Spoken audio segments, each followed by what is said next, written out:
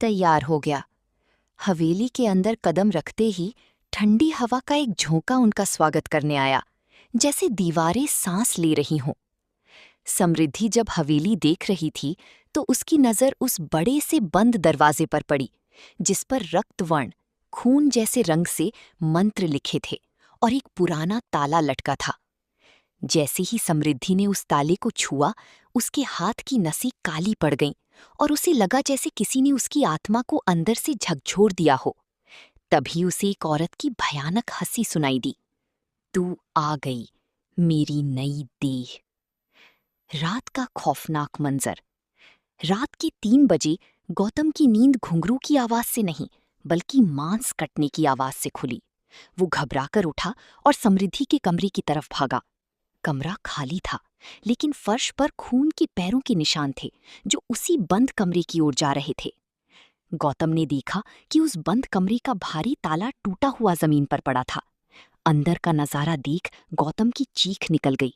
कमरे के बीचों बीच समृद्धि बैठी थी, लेकिन वो कथक नहीं कर रही थी।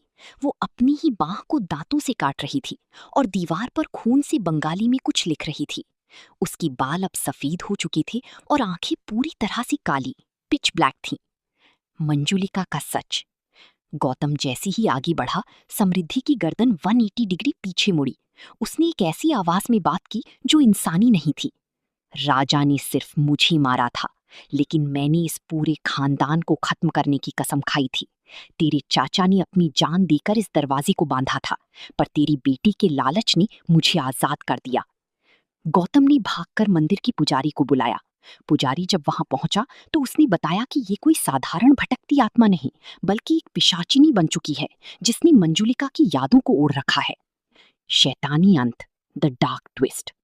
पुजारी ने हवन शुरू किया और गंगाजल छिड़का, लेकिन इस बार गंगाजल का समृद्धि पर कोई असर नहीं हुआ। समृद्धि, मंजुलिका ने हंसते हुए कहा, पवित्र जल उसी जलाता है जिसमें थोड़ी इंसानियत बची हो।